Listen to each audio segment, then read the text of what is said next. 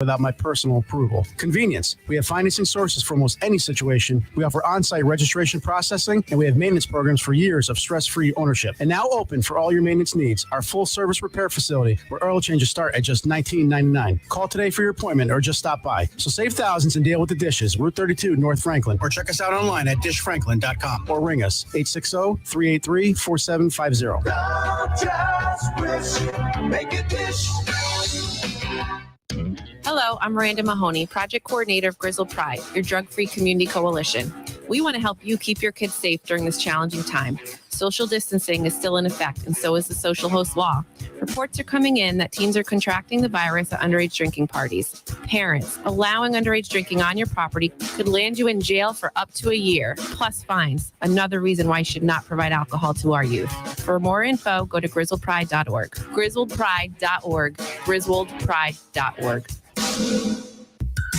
Family owned and operated. That's something you don't hear too often anymore.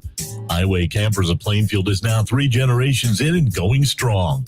If you're looking to upgrade or get your first RV, contact the family that knows RVs, Highway Campers. They'll walk you through the process of finding the right RV for you and can even finance it for you.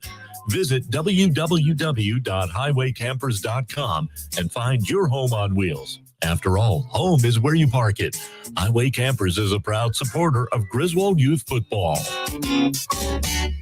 Gambling, tobacco, and alcohol are all legal for adults. For those under 21, providing these things can land you in jail. It's 21 for a reason. Be someone your child can depend on and trust. Model behavior that expresses you care about them and their choices. Encourage them to wait until 21 to try alcohol. It is 21 for a reason. Visit CRACCT.org for more information. Brought to you by CRAC and funded in partnership with SAMHSA. It's 21 for a reason. Find out more at CRACCT.org. Reliable plumbing and heating services are just a phone call away when you contact the professionals at McGuire Plumbing and Heating in Fallontown. Family owned for more than 35 years, McGuire Plumbing and Heating has earned a reputation by providing accurate quotes and being open and honest when on the job, plus giving honest advice that may be needed down the road but isn't an immediate concern today. Find McGuire Plumbing and Heating on Facebook or call 860-376-3388. Look for the big truck with the little Irish fella. McGuire Plumbing and Heating, proud sponsor of Griswold Youth Football. Here's a look at your local weather forecast on SNSN. Should be a very nice day in eastern Connecticut with mostly sunny skies and temperatures reaching as high as 74 degrees today and a northwest wind around 6 miles per hour. Tonight, there may be some patchy fog for your overnight. Otherwise, it'll just be partly cloudy, temps down to about 52. And for Wednesday, areas of fog in the morning. Otherwise, that's going to burn off to sunny skies with temperatures reaching again around 74 degrees. News and information you need for your day. SNSN.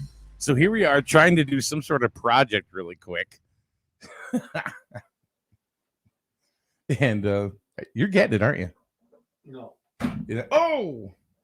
We're actually trying to move a microphone over. We figured, well, let's just do it right now. And then you find out that the pattern's wrong.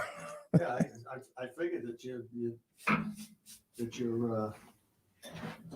you could do this like a rock star now. You know what I mean? You're like, Jim. Yeah. You're like, ah! Oh yeah, okay. Well, like I said, it won't take me long to go get a drill bit and drill pilot. Well, we got a guest coming in.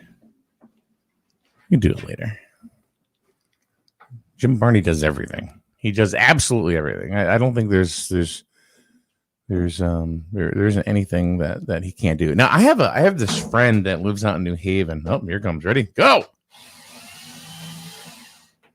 I have a friend that lives out in New Haven, and she was working at a truck stop kind of thing at a restaurant inside the truck stop.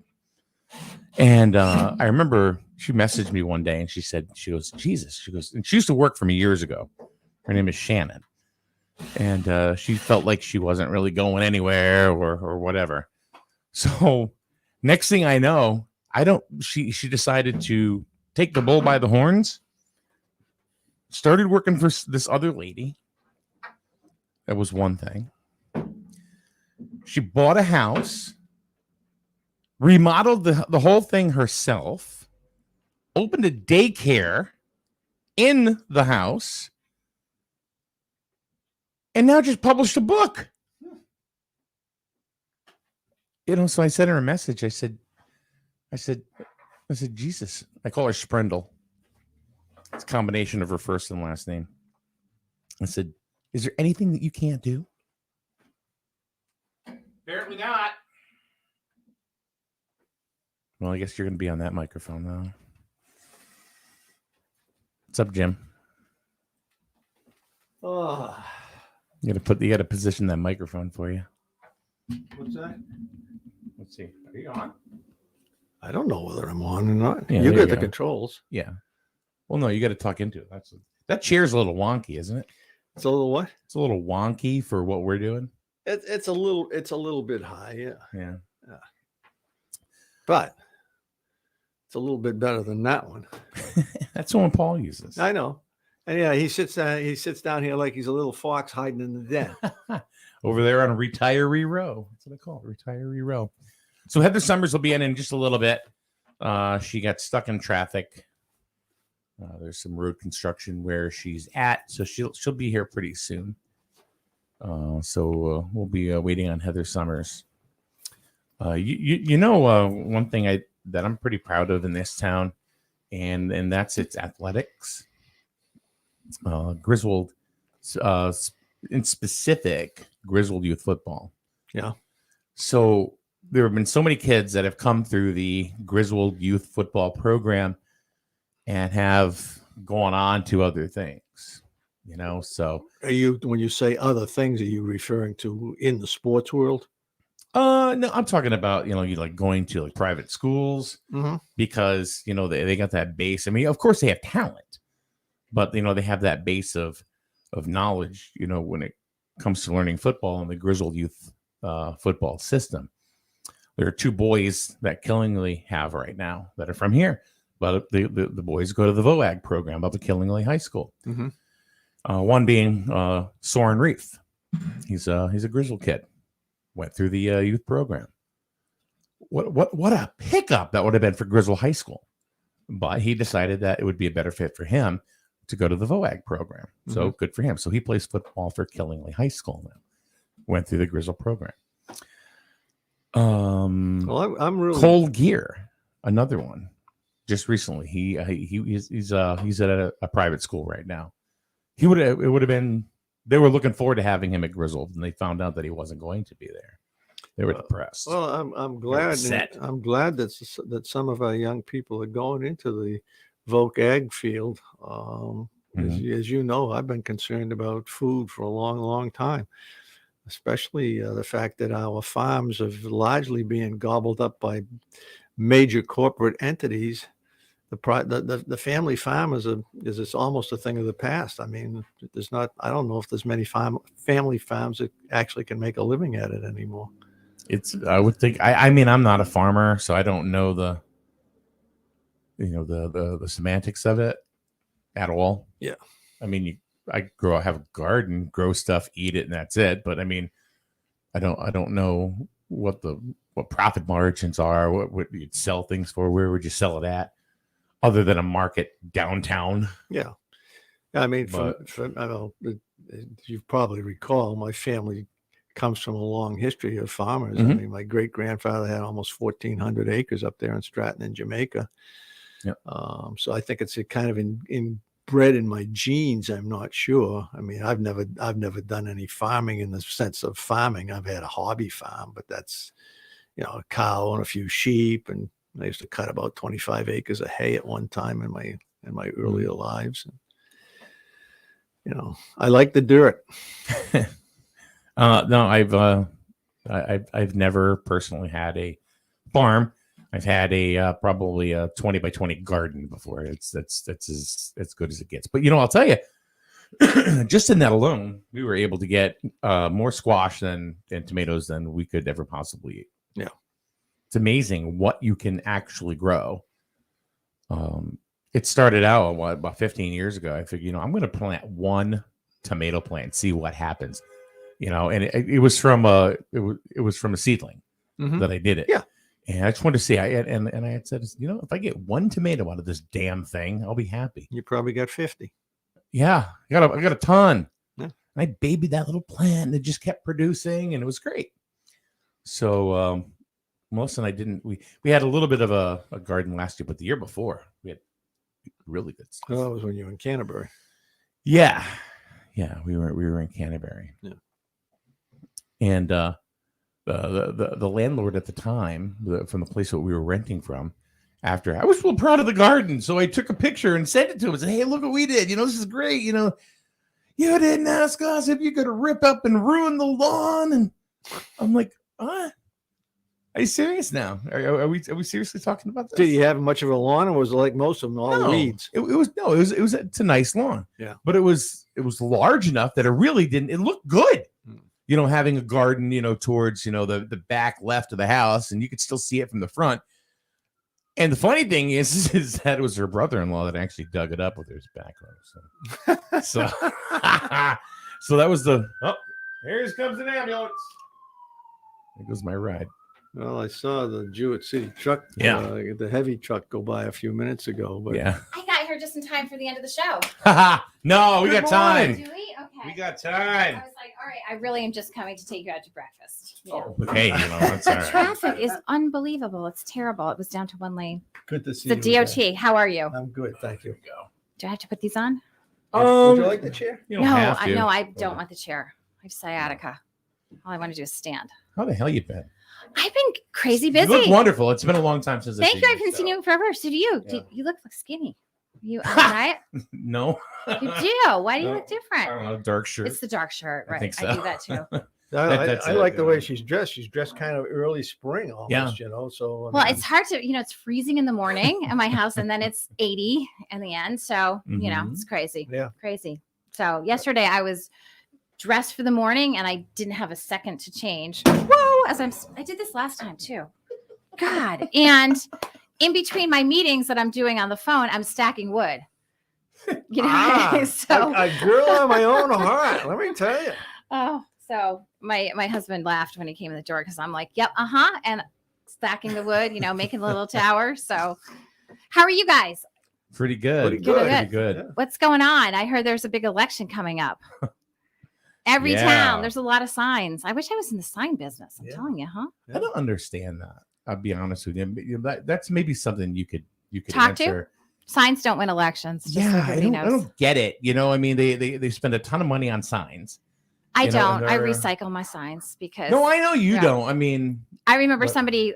Well, we don't need to go into that, but my opponent's supporters were giving me a hard time for using plastic signs, where they had sturdy, solid signs, and mine were recycled plastic bags, helping the environment, and I've saved them every year. So, it's a lot. It's pretty, and some of them are solid. My first year that when I ran for lieutenant governor, we had these like solid, I don't know what the plastic corrugated, and I found them.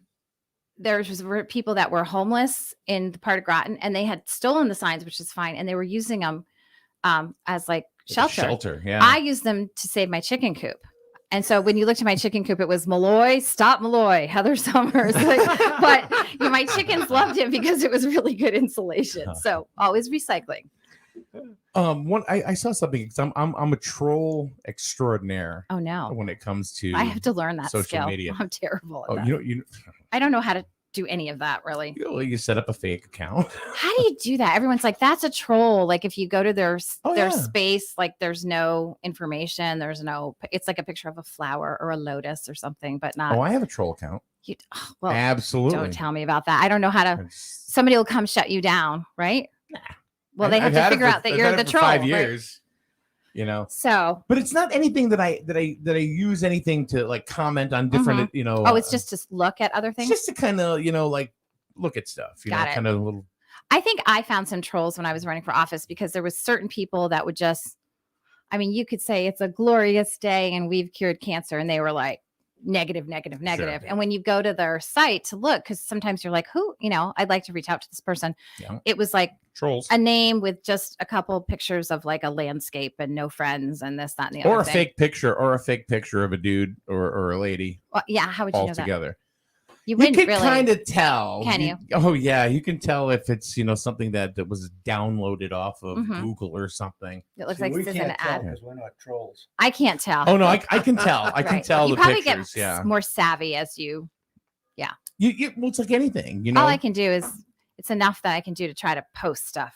To try to get people to get information to them. That's what I'm trying to do. Speaking of you posting stuff, you had I just saw a video. I saw 2 videos lately on your social media. I'm trying to be Which informative.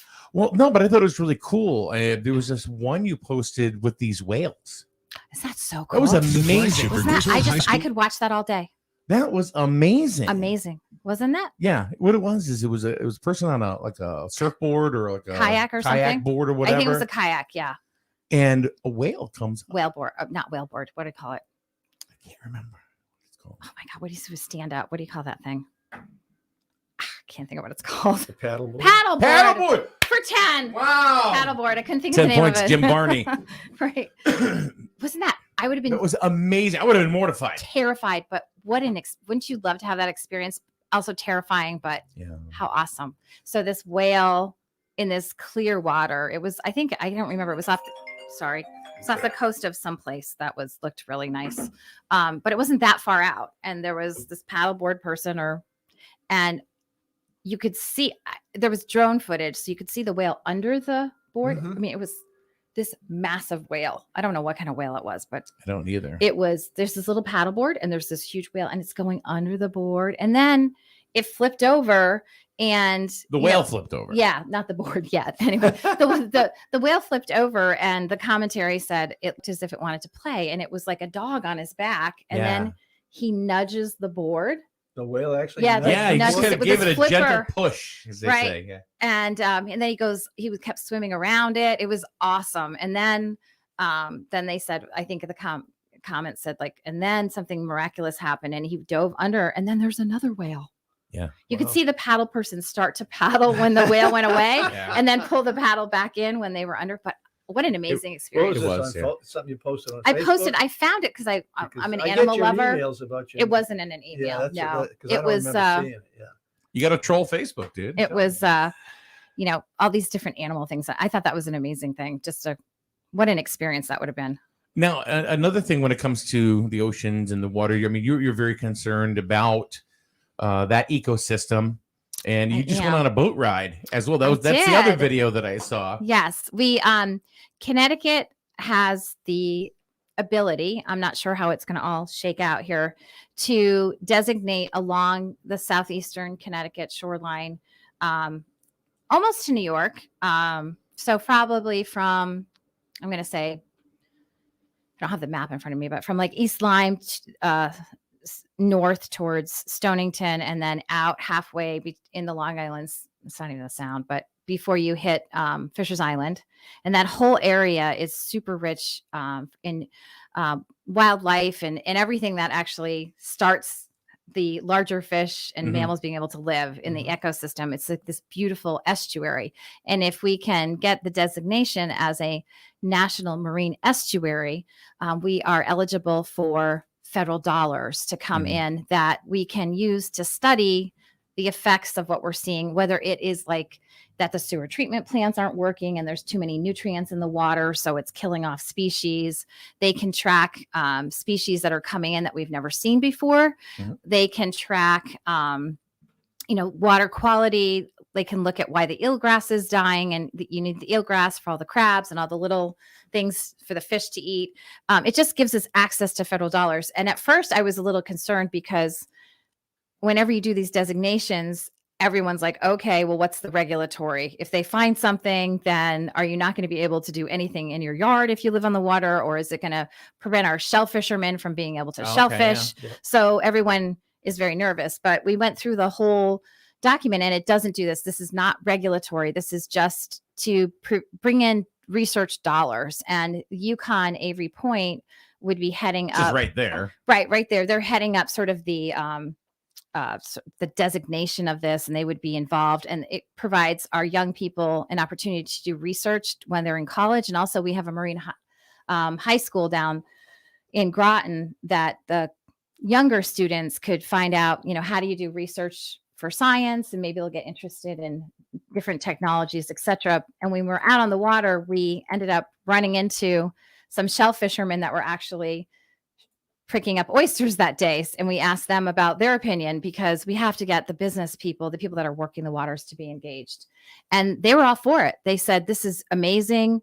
We can study things like the outfall of the sewer, how clean is the water. And they had just finished a study that showed that the water quality down south is so clean that in the winter, they don't have to take their oysters and put them way out where it's really dangerous. Mm-hmm. They can leave them in the river, and they're just as clean, and they don't have to deprivate. So that kind of information is very helpful, can be for business also. So that's what we're in the process of. There was a hearing last week on the 7th on the national level, and we have to wait and see if they vote that we can be designated as a natural marine estuary. So I had the opportunity to go out with our Long Island Soundkeeper, Bill Lucy, who's awesome. He took us on the boat. There we are. Yeah, there's the matter of fact, that's going over our stream right now. Uh-huh. And showing you can see the designation. What you're talking about. And he's an amazing person. He was an Alaskan fisherman for years. And so he understands what we're seeing now along the shore. All our lobsters have gone up north because the water's too warm, right? And we also are now getting tons of what they call black sea bass, which are delicious to eat. But our quota to catch sea bass is still really low because the information hasn't caught up with what we're seeing. Right. So this would help our fishermen be able, for example, if we had the information, we would know there's more fish constantly, and they would be able to adjust the quota so they could catch more. Because I think right now they can catch like 8 fish or something ridiculous. That's a commercial fish. Yes. Yeah. Yep. Yeah. But that would be able to help us adjust to that. If people that are watching, that's just a beautiful picture. Right? I'm not sure exactly where that is. I think he said. That's Bill Lucy, right? Yes. He looks like Call Central casting for fishermen, doesn't he? He's got the hat. And, I think we need a bigger boat. Right, exactly. We didn't see any of those big whales when we were out there. No. But it's very interesting to learn about the different migration of the species and, what's happening. I think that's Mumford Cove that we were going in right there. And you can see when I grew up, I didn't grow up in Mumford Cove, but that area, everyone had like these it's probably happening like here on Beach Pond, little houses, like cottages. Mm-hmm. And now all these many fancy people from other states have come in, and now they're building these massive houses. Yeah. And so that has an effect, on. We got the same thing going on in the lake in Plymouth, Mass. That we have a piece of property on, and the cranberry bogs are there also. Oh. So we used to get this miserable algae bloom every year because the bogs would flood, and then they'd put them back into the lake. But with the cooperation of the cranberry growers and the associations down there, we've actually cleaned that lake up, and we're not getting that tremendous algae bloom. Right. That's the other thing this money can be used for, the research. It can help fight invasive species when you start to notice that they're there. Mm-hmm. What do you do about it? I just want to alert people to what they're seeing on the screen right now is we were talking about that whale. It's amazing, isn't it? And this is the video that I was talking about. That's on Heather's page. I had to share it. It's amazing. It's just amazing. Look, that's when he's going to play. Yeah. And the whale's trying to play with him. Yeah. That's unbelievable. You can see the fin. Watch the fin. It'll just come up and go boop. Now, if you were that kayaker or paddleboarder, it would be, I'm wondering how much they can see. Well, here it goes. And boop, give you a little nudge. Look. That's it. It was just a little. It reminded me of like those little toy boats you used to have, like in the bathtub. You'd be like, except you're the toy boat. Except you're the toy boat, right? But what a gentle giant, I'd have been scared shitless. Right, but you know what? That just brings me back to the whole whaling thing, which I just can't deal with other countries that they kill them, and they're probably smarter than all of us put together. Yeah. So, yeah, they're brilliant. They're brilliant animals. So large brains, unlike my chickens. How are you, chickens? Oh, my sheep in years gone past. They've got to have a bigger brain than a chicken. The sheep? Yeah. Well, I don't know. There is like, one of the things I've learned is all those things that you've heard, like the packing order, she's hen packed, he's hen packed, whatever. they all have true meaning. There is a lot of meaning in that. It's where it comes from. It's hilarious to watch. I'm like, oh, that's where that one came from. You don't have chickens now, do you? No, just a couple. Oh, you do? Yeah. You do? Okay. Yeah. But the expression, he's gone bananas. Well, I saw something about that just recently, where if you eat too many bananas in a short period of time, you actually have some deficiencies. Really? That's where It's it came funny. from. Supposedly. So they're rooted in some truth. So, yes. So I have So I cut down on the number of bananas. Okay, so nobody can say here bananas. So we had some new chickens trying to get together with our old chickens, and I was having a terrible time because the whole pecking order, and so finally I talked to some of my farmer friends, and they've teased me about all kinds of other things, so I didn't really believe this at first. They said when they're sleeping at night, you just take the new chickens and you throw them in the coop and close the door. Because they're bird brains. When they wake up, they're like, hey, you've been here the whole time, right? So I'm like, no way, this is not true. This is never going to work. So finally I'm desperate. I'm like, all right, we're trying it. Throw them in. Totally worked. It's like they've been there the whole time. I'm like, that's interesting. Oh my God. They wake up and they're like, hey, Sounds like my puppies. Puppies. Oh, yeah. So my dogs are 3 now. Oh, Howie and Henry. I love Howie. I don't know if I ever met Henry. Yeah, but they're always together. Maybe. Who's the one you had in the parade? I just fell in love with that dog. Oh, you had Howie. I love that. You had Howie that day. I'm sure Henry is awesome too, but yeah, Howie is he's adorable. Awesome. He is really awesome. So I have a new one. His name is Schooner. I have Finn and Schooner. Schooner. Okay. Schooner was on one of those islands that we went around. They had puppies some way. Their 2 dogs had puppies. I'm like, well, that does happen. And they needed a home. So they let me have one. He's a black lab and he is nice dog. I thought, I'm going to bring him home and he's going to play with the other one. It is freaking chaos. Like, yeah, he's super cute, but they're hyper, aren't they? Oh my God. He can jump up like on a table. I've never had a dog like that. Yeah. And I'm like, they're the energy. They're smart as hell, but they're hyper. Yeah. And you can run them. And I want that power where I can power down for 10 seconds and my energy's back. Yeah. I'm like, so. But you remember, they age 7 years. I know. I know.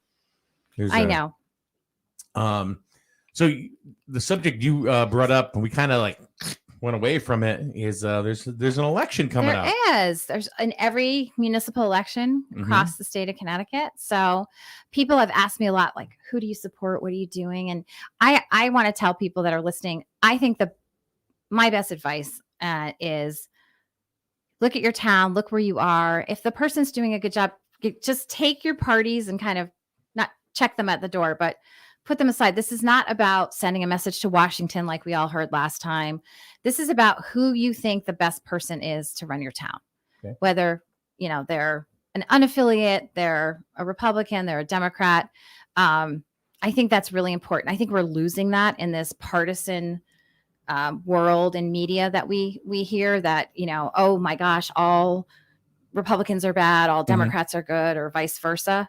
I think we really need to get back to when we look at the person and what kind of job they're doing for the district, regardless of their political, there's going to be some things you don't like. Nobody's perfect, but I think that's really important to keep in mind in this election. I think if we did more of that, we'd have different candidates and we wouldn't be so at each other, over ridiculous things.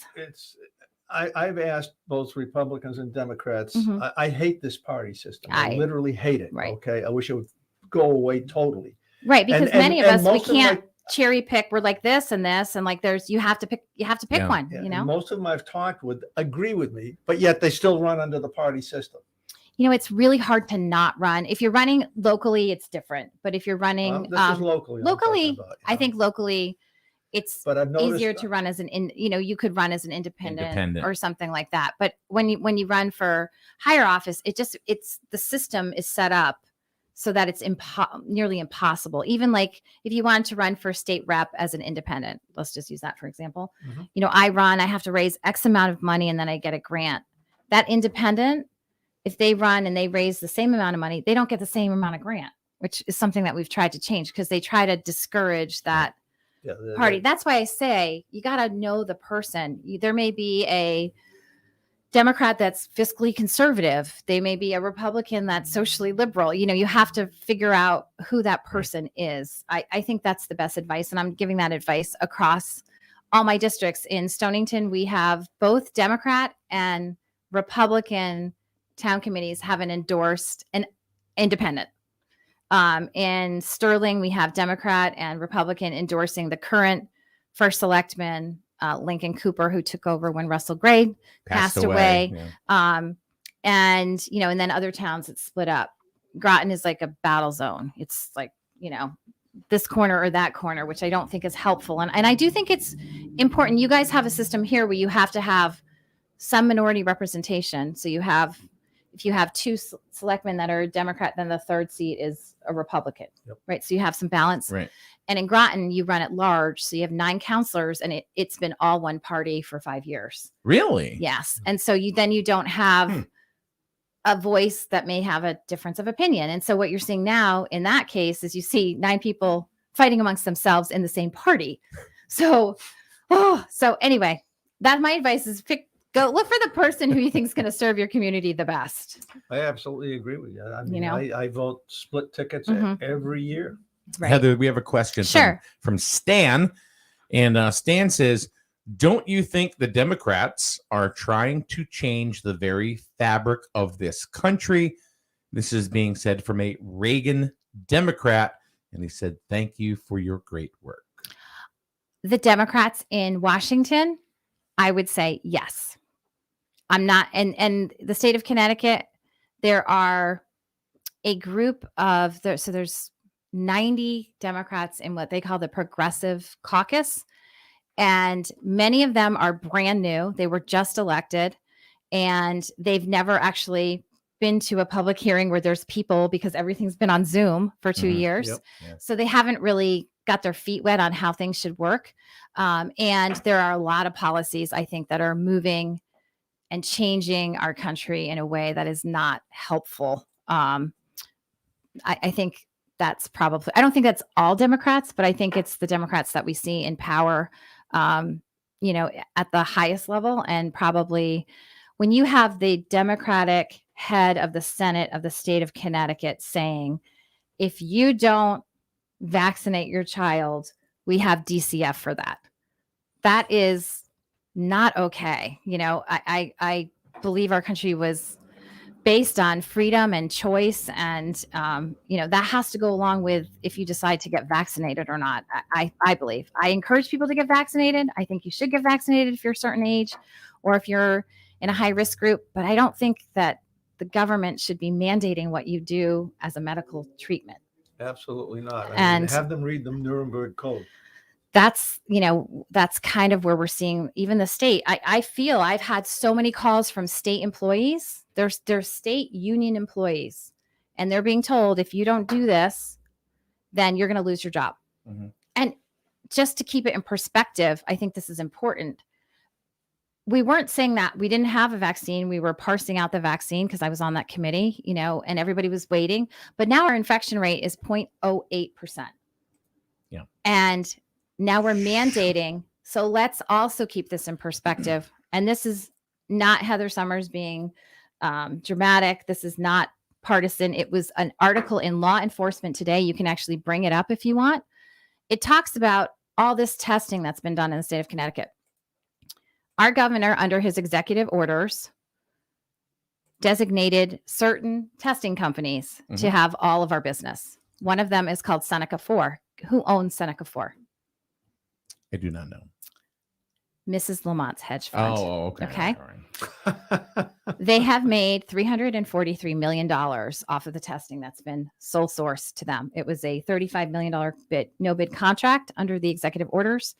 That, if you look at the hedge fund, it's located on the Cayman Islands because they pay no tax. Now we're telling every state employee, if you don't get your vaccine, before it was, you're going to have to get tested every week. More testing, more money. That is a yucky look, whether somebody is going to go look at it or not. I mean, it was printed in Law Enforcement Today, so I do know that there are people in that world that are looking at it, but that sends a bad message. Why isn't this stuff coming out? It has come out, but the response has been, well, if we've made money, then we'll just donate it to charity. That is not, it's still it's still not okay. You want a governor who, in those cases, can put it out, bid the contract for testing. And if you have a conflict of interest, you've got to disclose it. And it should be sort of disallowed. So I feel for the state employees. I know there's a lawsuit and I'm with them. I think that they should be able to decide for themselves. You shouldn't have to lose your job if you're a DEEP conservation officer outside all day because you don't want to take a vaccine, or you had COVID and you've gotten over it and you don't think you need it. I personally encourage people to get the vaccine, but that has to be your individual choice. And I think maybe the person who, texted in was thinking that. So that's just one of the many things.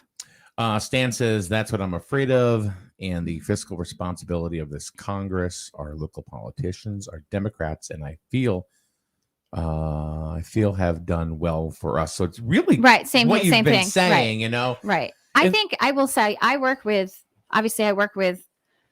Democrats and Republicans. I have actually more Democratic first selectmen than I do Republican. Yep. And I have to say, of all of them, they are always very concerned with, being fiscally sound.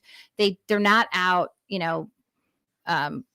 starting new programs that can't be sustained, or, trying to do things that will hurt. They're always concerned about their citizens and the taxpayers of their town, and all of them, they're out there every day. They're like working in the senior center. They're helping people that are in need. And I have worked really well with them. And I hope that people can recognize, again, look beyond the party in these towns. If somebody's doing a good job, why get rid of them because you don't like the letter next to their name? I find that in small town politics, the Republicans and Democrats, they're very close to the aisle together anyway. They are, as far as, because it's not like, it's not Washington. It's the Washington nightmare. I agree with what you're talking about. I think it's much different in a small town than it is, say, in Washington, but Capitol Hill. Well, when I was the mayor of Groton, which was getting to be years and more years ago, we for the most part had a mixed council, and you would have Republicans and Democrats voting together. It was all what you thought was best for community. I mean, here in Griswold, you have 2 Democrats and 1 Republican, right? Jared and things they always seem to be able to discuss things with each other. No one's trying to like stick anybody in the back and say something to cause inflammatory comments or cause discourse. And that's why towns work. If you look at the towns, they're much more efficient. They're better with their finances than the state a million times over. That's why when people are like, well, we should have the state, I'm like, no. We should have the towns. Let the towns decide. Got another question on the board from Scott. Can you talk about the emergency executive powers? Why do we, quote unquote, need the governor to have them? We don't, in my opinion. This is now the 6th time that he has brought forth the request for an extension of executive powers. He has them now till February 15th, which is funny because the legislature goes in 2 weeks before. We had this argument. This is the 6th time we've had the argument. The first time that this came up for executive powers, it was the very beginning of COVID. I was one of the leaders on public health, so we had to vote. We all voted yes at that time because we did not know what we were facing, how it was transmitted, what kind of masks we had. That was when the world was imploding with COVID. That was for 120 days, I believe. Or I think that's right. No, 6 months. I'm sorry. So we all agreed, yes, we don't know what we're facing. Our hospitals were concerned. They're overwhelmed. We were just starting to see COVID come to light here. This is actually before we were having all the issues in the nursing homes, et cetera.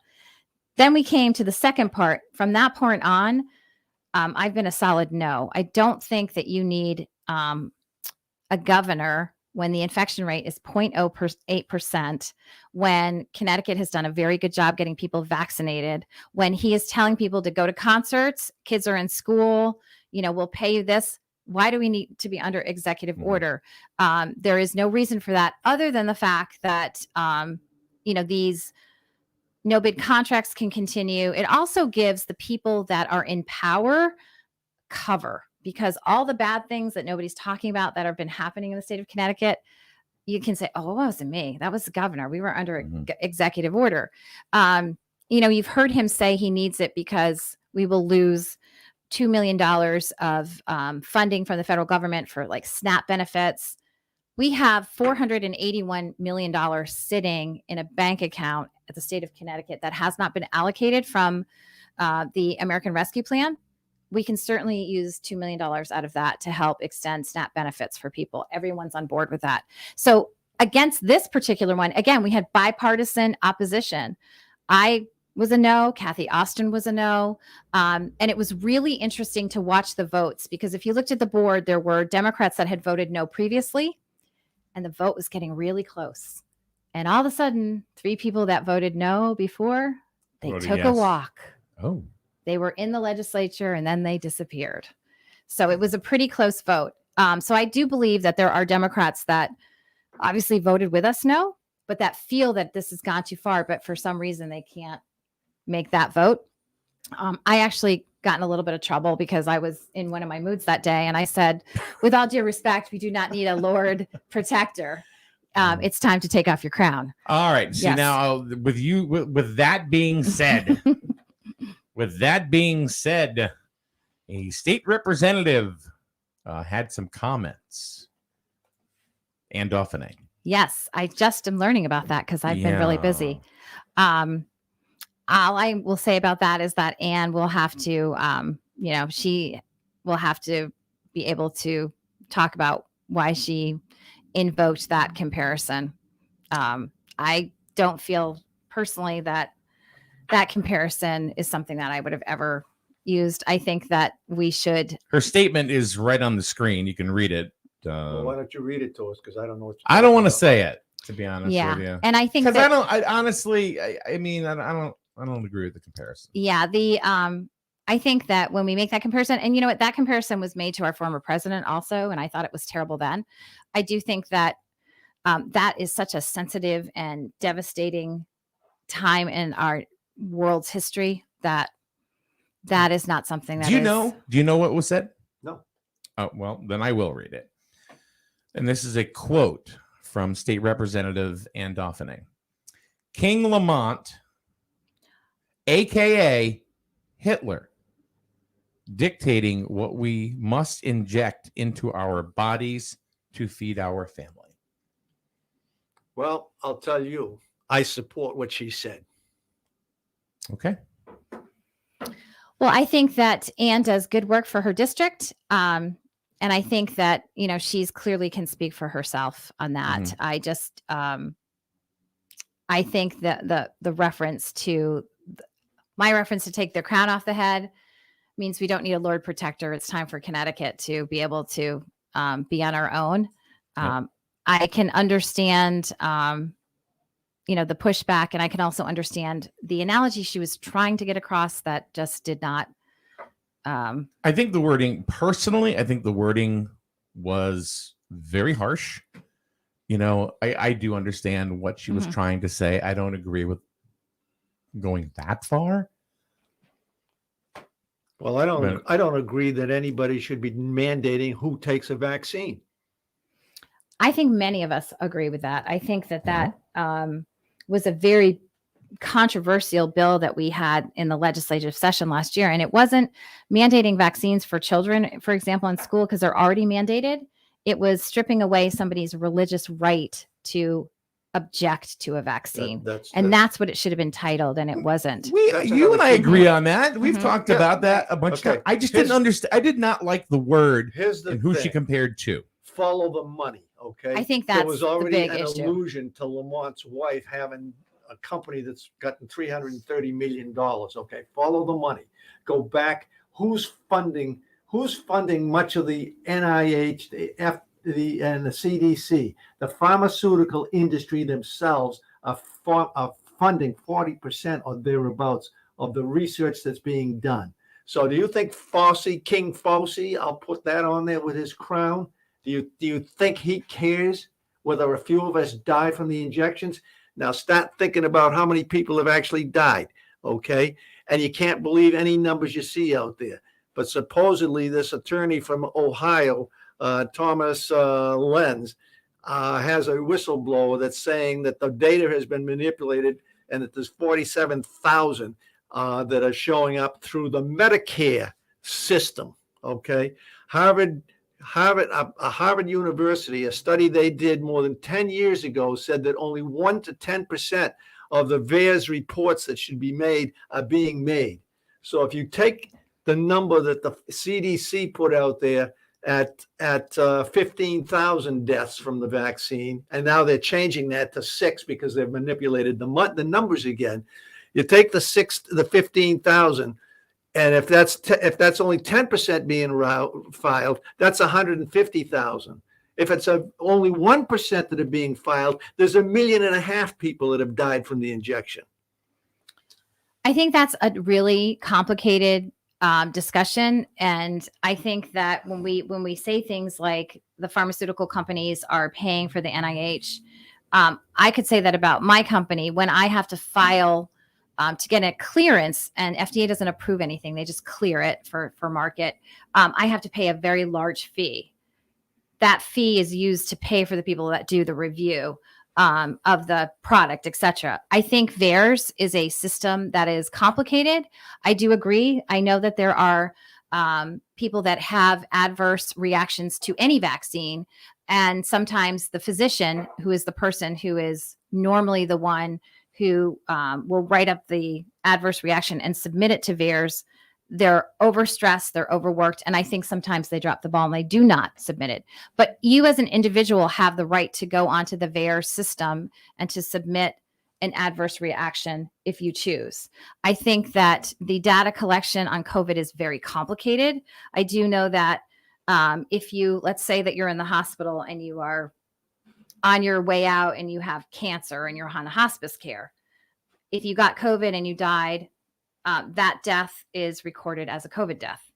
That could be argued saying, is it COVID or was it really the cancer? But COVID is the thing that pushed the cancer patient over the edge. So that's how they record it as COVID. So it's complicated and it's difficult, but I do think this all comes back to when there's risk, there has to be choice. And if there is a risk to a vaccine, which there's always some risk, then that has to be the individual's right to choose or the parents' right to choose what is right for their child.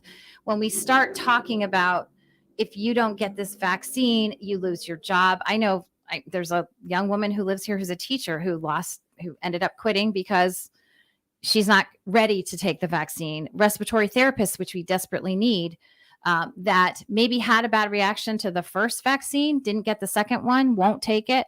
After 25 years, they're being told, sorry, you can't work here anymore. So we also have to put in perspective, what is this going to do to our healthcare system? We're already short nurses. We're already short respiratory therapists.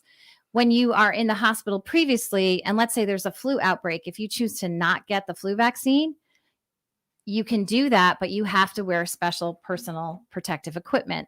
I'm not sure why that's not an option for folks. But again, I'm strong and I won't waver from the fact that I do feel that this has to be an individual choice.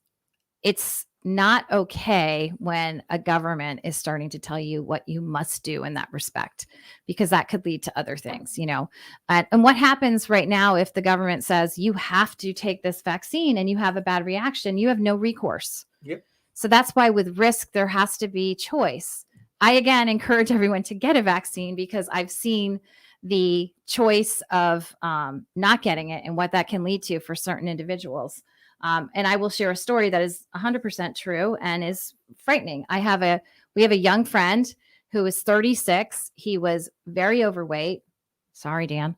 And he had the J&J vaccine, works at EB, but he caught the variant.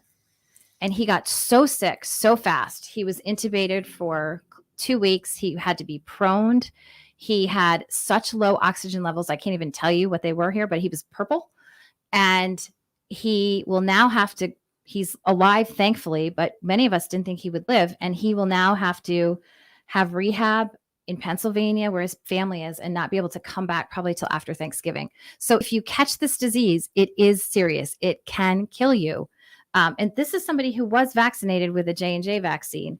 That's not as very effective against this new variant. So again, that's a choice. It's a risk. So the disease is real. It can really affect certain individuals.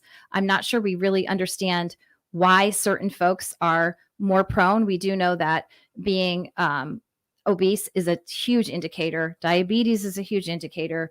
Elderly, other comorbidities are a huge indicator.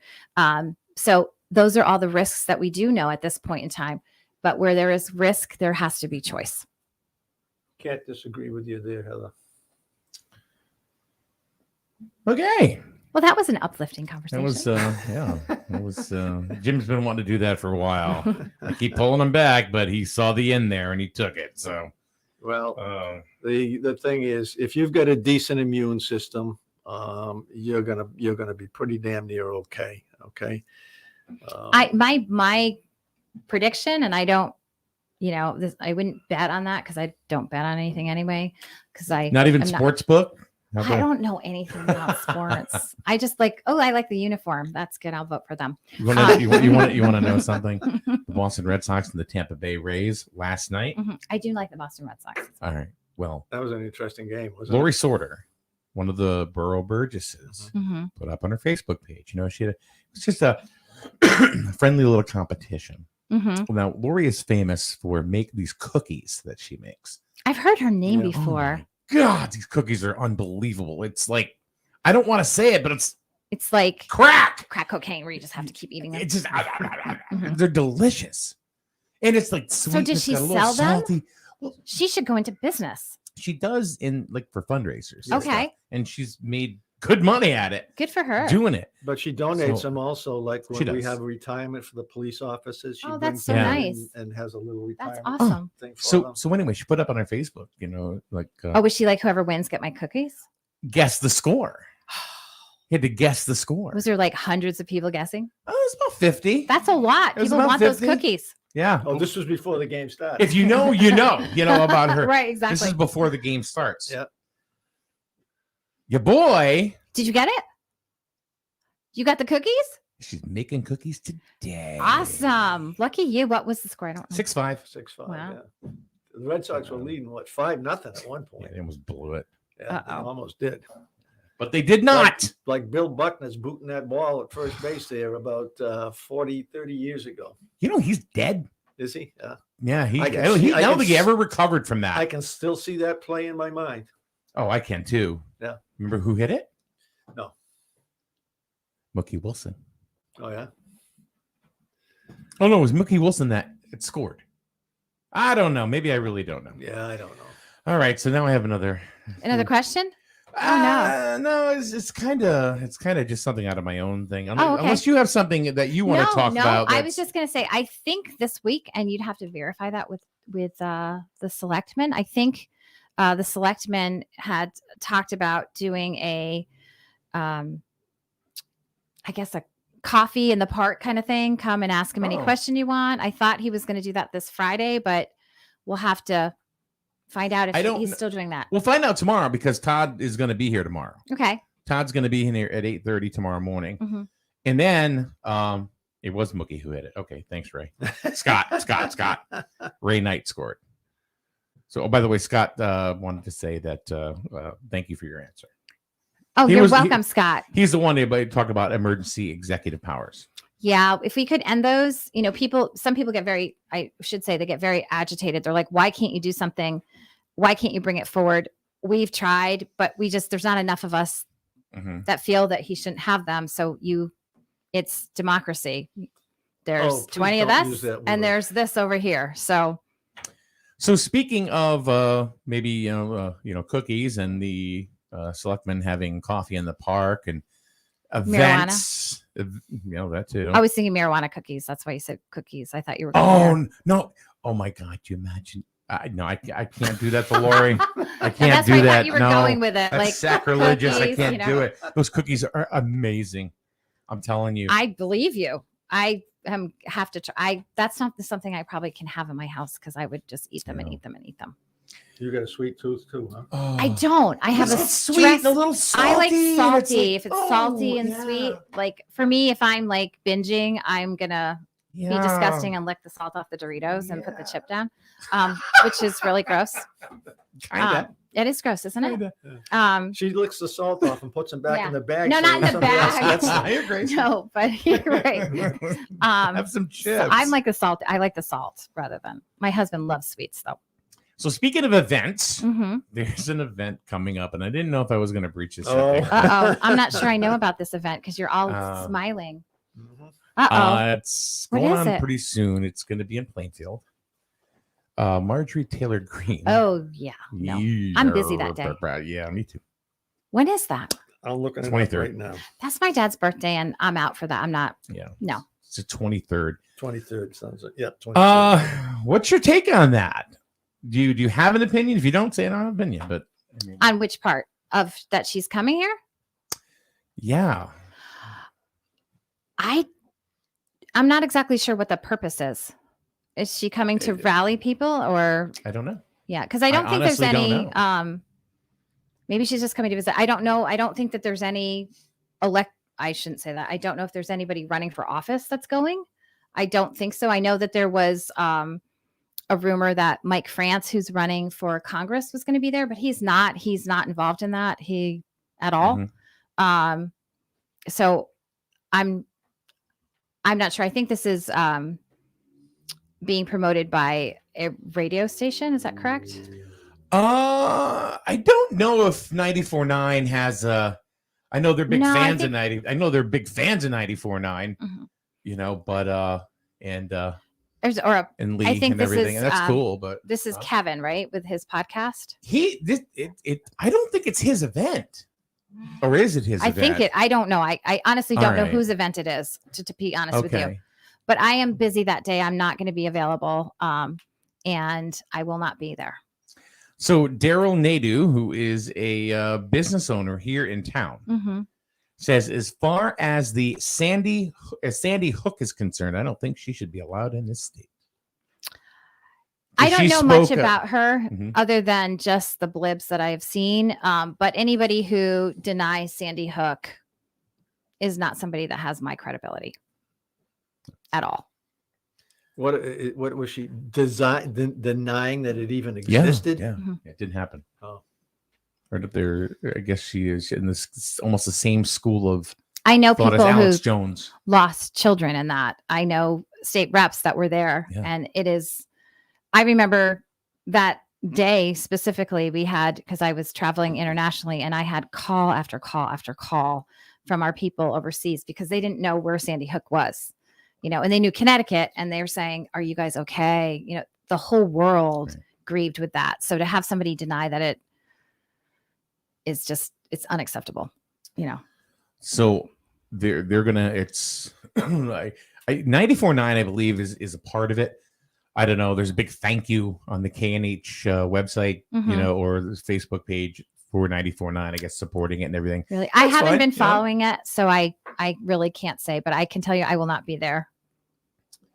I mean, I didn't even know about it until we went in there to buy some parts for a lawnmower and saw the flyers. Hey, look, you know, I'm all for people speaking their mind and, you know, freedom of speech and all that stuff. Doesn't mean I have to subscribe to it. I agree with that. You know, I've been very honest about myself, you know, saying I'm a registered Republican. You know, that doesn't mean that I can't play with Democrats in the same sandbox, you know, and or anything like that. Kind of like what you talked about at the very beginning of this interview. And I think that's an important perspective too. I mean, I think you see both sides have, I'll say, folks with extreme opinions, and everyone should have the right to free speech. Some of the free speech that we hear we may not agree with it, may make us cringe, it may offend us, but that's what our Constitution and our country is founded on: freedom of religion, freedom to choose, and your free speech. That doesn't mean that if somebody spews something like that Sandy Hook did not exist, that a media company has to pick that up. You also have your freedom to choose whether you're going to cover something or not. So I think that people do have a right to say their piece and have their opinions be heard. But I also think that, newspapers and media has the right to choose if they want to cover it or not. Exactly. And there's certain probably people that I may want to come that other people wouldn't want to hear from either. So, but that is just not something that I'm going to be attending. Scott Fryer, who's a friend of ours here. I'm sure you have met Scott at probably. one point. He has a podcast. I saw Mr. Beer by the other day. Oh, did you? I saw him. He was Mr. Jewett City? Yes. Yes. He's not Mr. Jewett City anymore. At steak dinner. He's Mr. Jewett City Emeritus. Oh, is he? Yeah, he moved to Lisbon. That's good. Yeah, Sparkman recruited him. Oh, Al's living in Lisbon now? Yeah. I love the emeritus status. That's a good status. So that's a great status. We didn't want to take it away from him. No, that's a great. Just because he moved to Lisbon, just because, He can still come visit. It's not that far. No. You don't have to take transit. We're still waiting for Sparkman's invasion, okay. of Griswold and Jewett City. We'll have the Columbiettes up front. There you go. Scott, well, anyway, I was talking about Scott. Mm-hmm. He has a few podcasts, one of them called Just a Guy with a Beer. Just a guy with a beer. It's really cool. It's really just a cool. guy with a beer. He should be, and just a state senator with a shot of Fireball. Look at that. You should have Heather on your show, Scott. I'm telling you, it'd be the coolest show you've had yet. But no, he does like craft beers and stuff like that. Mm-hmm. And it's really a good Does show. he make the stuff on? No, he goes to different places. You should come visit me. I've got a bunch of crafters near me. A little bit south, it might like mix it up a little bit. We have Beard. We have this really cool one that like you go down. It's Fire Tux beer. We have yes, that's what he said. So, and he's got a New York Giants podcast called Bleeding Blue, and he's got a New York Yankee. Well, they're off. I'm probably not good on the sports ones. Huh? I'm not good on the sports. Oh yeah, he does it with the Norwich town police officer. Oh, that's fun. Mm-hmm. Anytime, I'd love to come on. That would be fun. We can, but I'm not good at Scott, sports. hooking you up, lacrosse or tennis, local high school stuff. That's it for me. There was something I was going to say. Oh, all right. Daryl comments again. Says, talked about your answer about, really pretty much everything you said today. Says that's why you are the best, Heather. And even as a registered Democrat, I will always vote for you. Thank you, Daryl. I appreciate that. So, and all of the breweries that you had just mentioned, Scott said I've had them on already. Oh, you have? Okay. How about all of them? Outer Lights just purchased the big roller skating rink in Groton that's been Rolling America defunct for years. So I think that they're going to move in there. I don't know if they're expanding. Yes.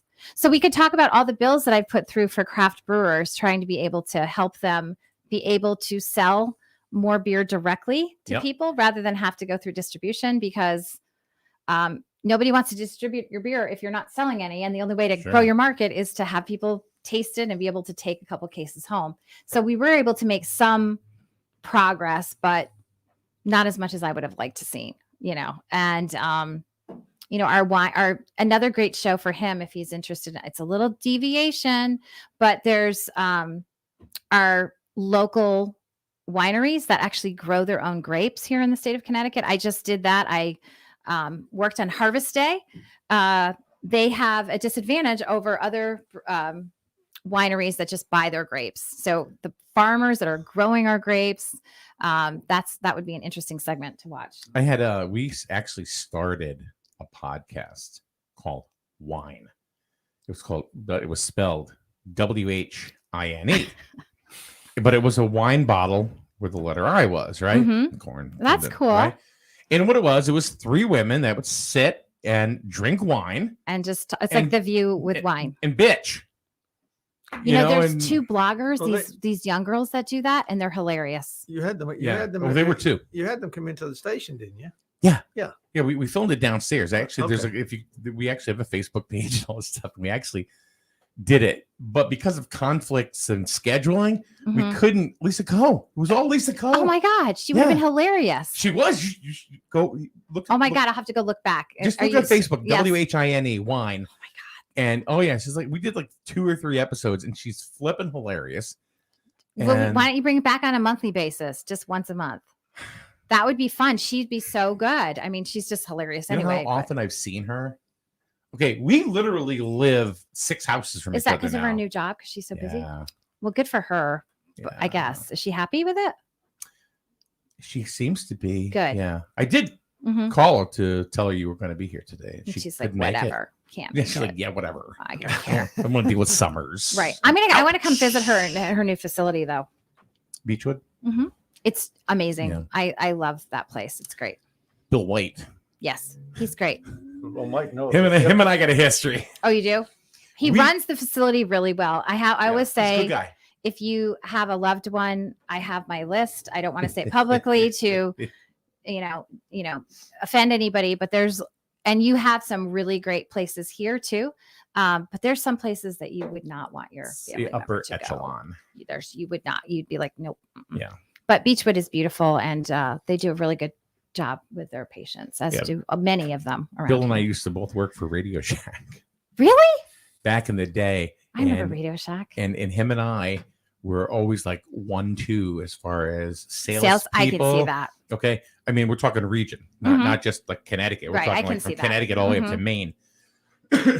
Well, there was a contest. They were going to give away one Ford Mustang. Did he win? Yes.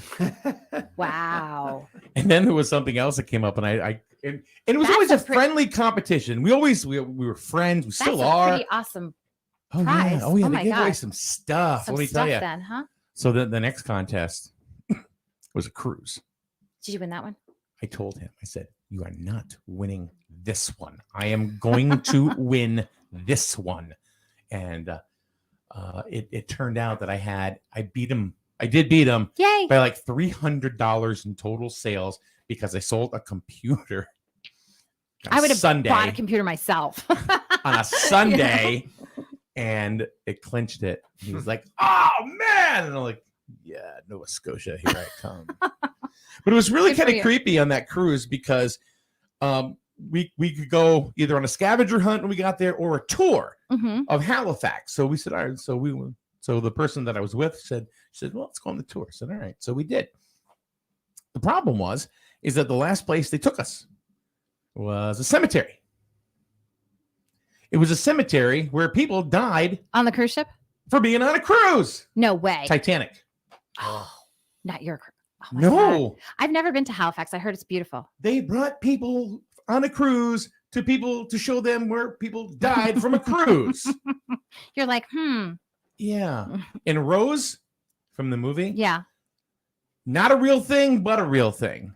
Anyway, there was like a sweetheart. Her name wasn't Mhm. Rose, but the reason why they call her Rose is because every year on her birthday, everybody in Halifax takes Puts- roses and throws it on her grave. And we asked about that, and the caretaker was there and said it's a pain in the ass because they got to clean them up. Clean them up. Right. But Halifax is a beautiful town. You know, there's Weird. It's been on a there. hill. It's on this steep there, hill. Been there many times. Have you? I've Yeah. never been there. There is a really funny Netflix I series lo- I though love- called I Last love Tango in Nova Halifax. Scotia. Oh, really? It is hilarious. It's British and it's just funny. It's all dysfunctional family. It's hilarious. It's light. I can believe that. It's very funny. You've never been there? I've never been there. It's on this hill. It's in like Main Street is like The fort overlooking the harbor. And it's all the Beautiful, beautiful yeah. houses and stuff. Yeah. And the people are friendly, right? For the most part.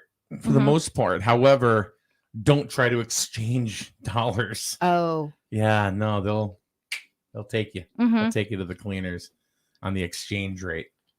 I've never been But there. they I've had a always wanted beautiful to go. park. They had a beautiful park right in the middle of Halifax, and there were ducks and geese. Come right up to you. They would like just kind of sit Like, next to you. hey, Yeah, because they're so used to people. that's funny. It's on my list. I'd like to go there. I'd also like to go to Prince Edward Island. I haven't Yeah. done any of that. Is that where Anne of Green Gables is? That's where it's supposed to be. I watched that show with my daughter. It's so cute. No, Melissa's I a think big fan of that. Love So that. yeah, I think Yeah. it's PEI because I think Prince Edward Island. Yep. Yeah. Is it that? No, maybe because we went to a play and I think it was actually in Nova Scotia. Anne It's of Green beautiful. Gables. Do you watch I'm that not sure. show? The scenery in there? no, Anne of Green Gables? no. It's on Netflix. Scott says Halifax is the Groton of the Canadian Submarine Force. Oh. Look at that.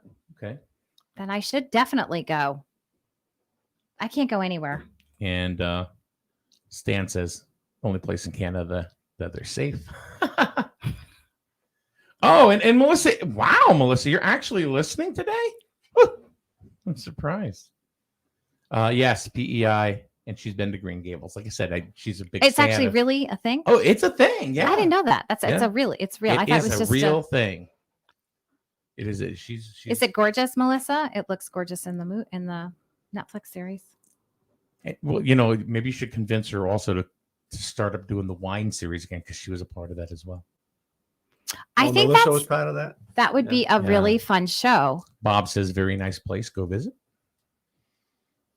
So I got to find somebody to take care of all the animals that I have. That's the problem. Now I have kind geese. Of in that boat now too. You got geese? I have geese. I have 2 French geese, Belle and Gaston. They're 2 of these geese. Oh my God. They're each Belle and Gaston. Yeah. And All right. And they are domestic geese, but Beauty they're each Beast. 65 pounds. They're this big. Wow. And they're gorgeous, but they protect my chickens because now I have labs, and the labs want to eat the chickens and run around. They don't kill them. They just put them in their mouth and they freak out. And so the geese tell the dogs to knock. It's chaos, but they're awesome. They follow me all around though. My husband calls me Mother Goose now. How old is your daughter now? 11 going on. See, 30. I said 13. Yeah, I was said thinking- 13. I was Yeah. thinking 11 going on so she's 13. a little young Yes. to be running the farm yet. All right. Yeah, so, she's pretty good, but Without not you quite. there. No, she can't do it without me. so Melissa says Lucy Maud Montgomery is the author. She lived in Silver Bush, but her grandson lived in Green Gables. She also says it's gorgeous. LMM uses all the scenery for the book series. What's LMM? I don't know. Is she talking? I've read don't the know. books, but did she see the Netflix series? It's I called don't know. Anne with an E. It's really. I wonder if that was filmed there. She's a big fan. So when you Mhm. when you started talking about that, I was like, oh, you know what? She showed me a whole bunch of stuff, and she's been there. Awesome. Put it So, on the Lucy. LMM. Lucy Maud Montgomery. Lucy Maud Montgomery uses all the scenery for the book series. So her books, is the scenery from, all the from Prince Edward awesome. Island. So, Yeah, I heard it's gorgeous. I'd love to go. I just got to find somebody to take care of my gazillions of animals. And your daughter You can't can't stay by really- herself yet. She's only Right. 11. You can't board any geese. Hi, I'd like to board them. Yeah, that doesn't work. Well, you need to expand your holdings so you can hire a farm manager. I'm the farm manager. I'm the wood stacker. I'm the clean out the stall person. Cindy said, my favorite is the PBS series. Oh, I have seen that. It's Yeah. awesome. Was you doing that as a youngster? Here come the comments all Or of a is this all sudden. something you developed as an adult? No, we always had animals. We didn't have chickens and goats and that kind of stuff. We didn't have that. Now we do. Melissa said she couldn't get into the Netflix series. Oh, And she said, I prefer PBS series with Megan Follows.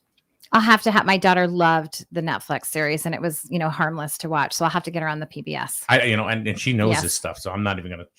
We have to. Did she ever watch Poldark on PBS? That is so good. Have you ever watched that? No. Oh my God. It's so Poldark. Dark.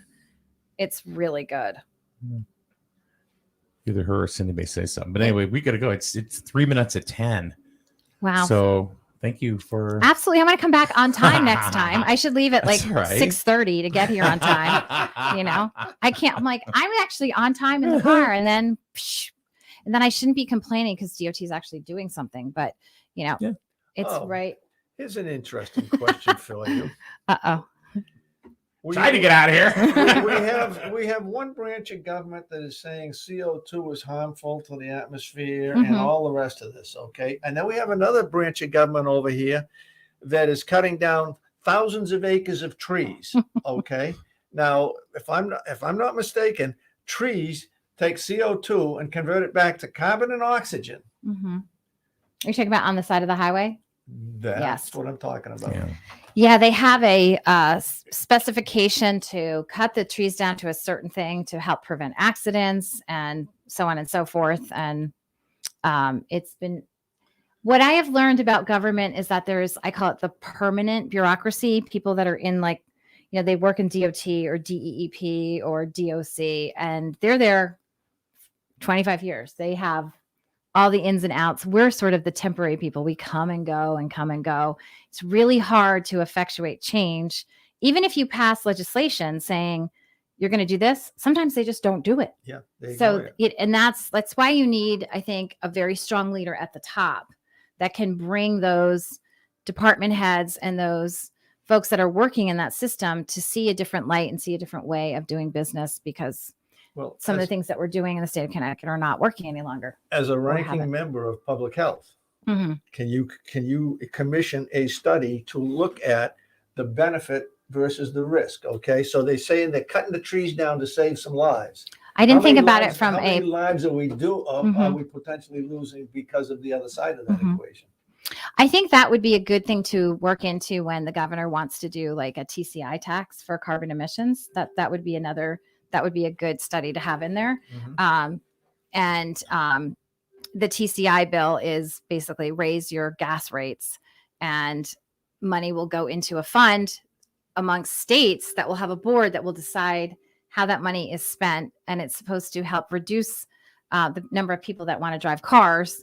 And, hopefully people will move to electric cars and stuff to remove emissions and, carbon emissions. Okay. So, there's another one. I'm not for TCI. That's for another day, That's Jim. For another day. This is a quickie. We can talk about that.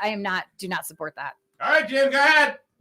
I would like to see a study that starts from the fact when you first mine materials out of the ground. It's called a life cycle study. To yes. The point where you've managed all the toxic waste. Yep. And I'm willing to bet that fossil fuel vehicles are going to come out ahead of electric vehicles. They used to do the life cycle analysis and they stopped doing it. That's a bill I put in every year. Because it didn't show what they wanted it to show. Right. And that's true for many different many different things. See, it didn't take long at all, Mike. No. We're way over time, right? Kind of. Sorry. It's okay. No. It's all right. That's all right.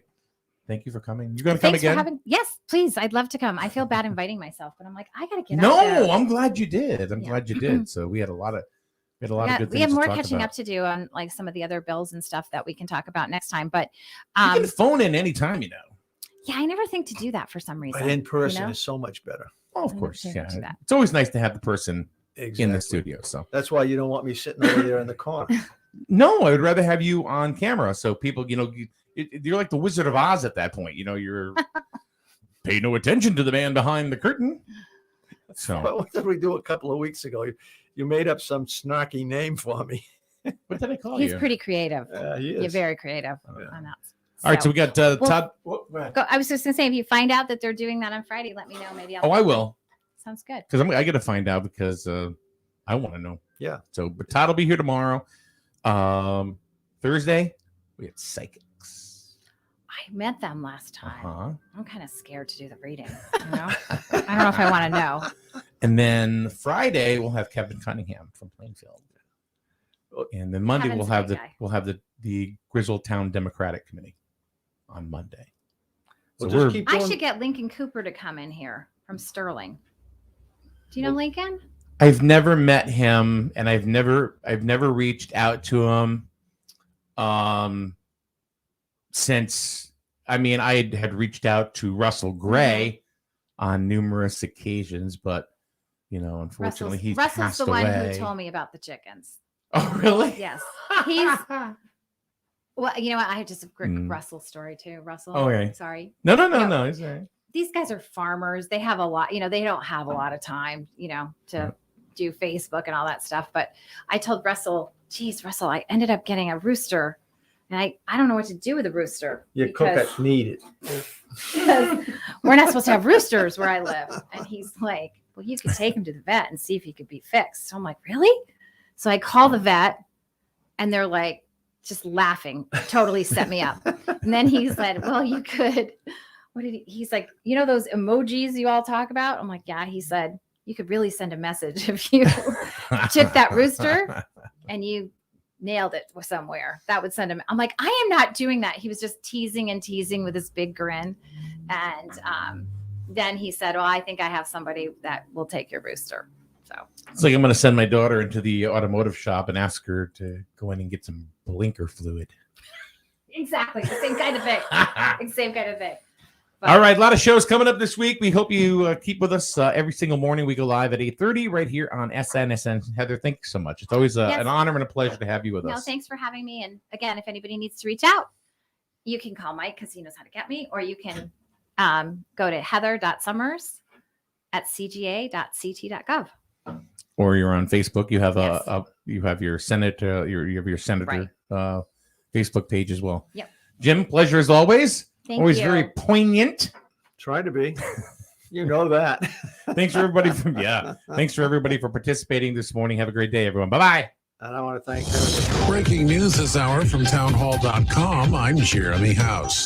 Texas Governor Greg Abbott is hoping state lawmakers will follow his lead in prohibiting any entity in the state, including private business, from enforcing a COVID-19 vaccine mandate on workers.